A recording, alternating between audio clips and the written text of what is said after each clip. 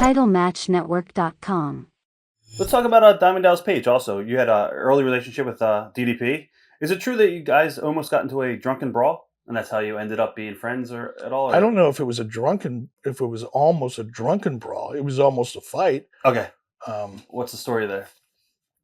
Oh, wow. Well, this is my perspective, but I'm sure DDP has his own. But Paige was always a very loud, obnoxious, in a lovable kind of way now that I know him. But back then it was just loud, always getting himself over, promoting, pushing, just nonstop. And he's still that way to this day.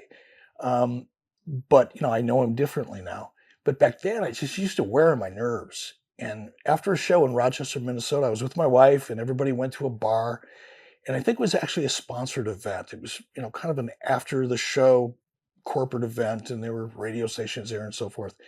And Paige was just, in my opinion, from my point of view at that time, just being obnoxious as hell. And I think I probably said something to him and he said something back to me and, got a little escalated. And I knew I didn't want to get in a fight in a bar because that wouldn't be good with TV there and radio and so forth. So when I saw him walk out to his car, I went out, let's go do this in a parking lot. I was pissed.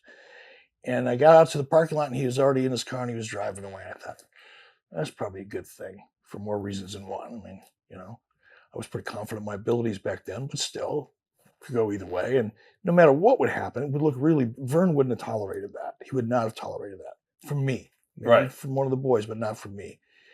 And so I let it go and went back in, had another beer. My wife and I left, got to the hotel. And we're going up the elevator. And sure enough, the elevator doors open and there's Paige. And we're kind of looking at each other like, oh, okay, we're going to continue this thing. And he said, let it go. We let it go and made friends the next day. And how important was the rise of Diamond Dallas Paige important to WCW? And what was your response to those who say he was only pushed because he was your friend? Okay, this is Paige, I love you. I know I never call you. I suck on the phone, but I love you. It wasn't that important to WCW. It was important to Paige, and it was important to me because of my relationship with Paige. It ended up being very beneficial for Paige, which became very beneficial to WCW. But it was never, wow, if we can't get Paige over, then WCW is in a bad way. WCW was rocking and rolling. The reason Paige got over or was able to get over was because of him. I've read some of the ways people take what I'm about to say out of context and carefully edit it or repeat it in a way that makes me look like a jackass. But WCW was up here. It was rising. And it's easy to get people over when you've got 20 people on your show or 5 people on your show, 10 people on your show who are over. Now all of a sudden you can do something and the audience reacts to it almost spontaneously or instantly, as opposed to having a whole roster full of guys that are struggling to, just do anything to make anybody want to watch. Paige emerged as a character, and I had a big hand in that. I don't know what he says and what he thinks, but I remember it specifically.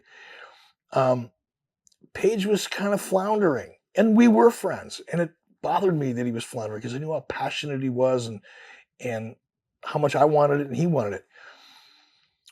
So when it happened, it was great for both of us. As far as people saying it's the only reason it happened is because he was my friend, that's not fair.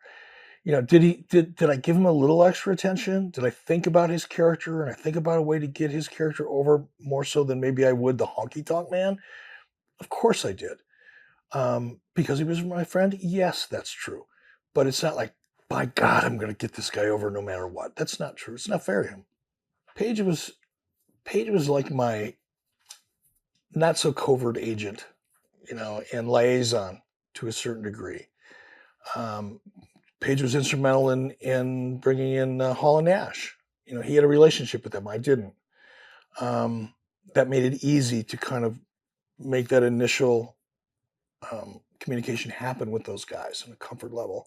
I knew both of them. I had worked momentarily with both of them when they were in WCW, but I didn't have that kind of relationship with them.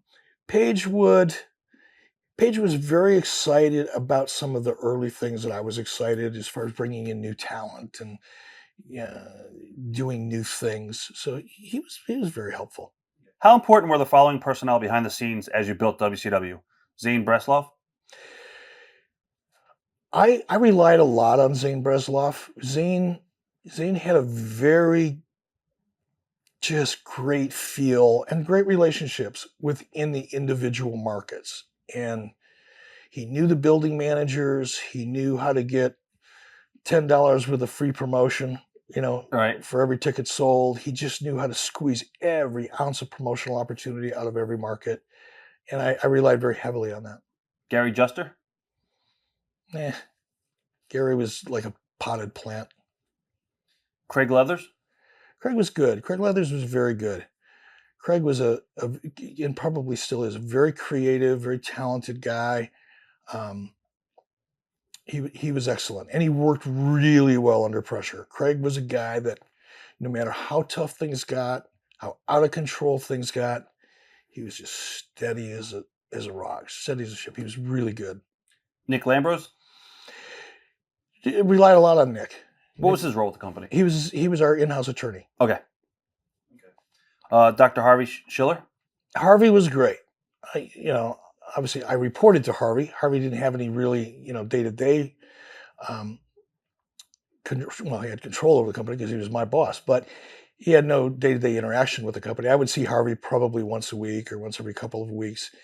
Harvey was a good buffer between me and what had evolved into a very hostile executive committee by that time, for all kinds of reasons that had nothing to do with our performance, by the way, because at that time we were rocking and rolling. Yeah.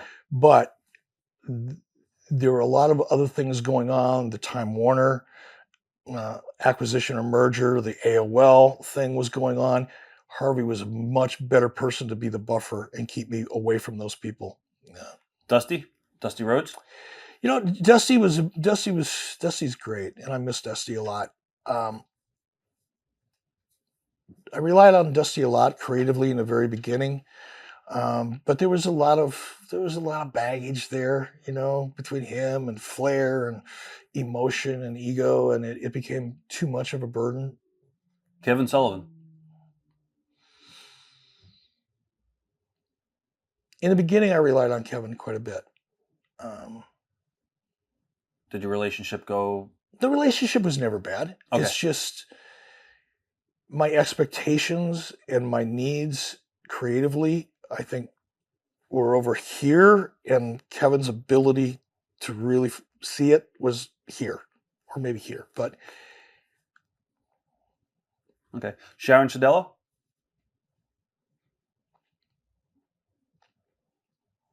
no comment. Okay. TitleMatchNetwork.com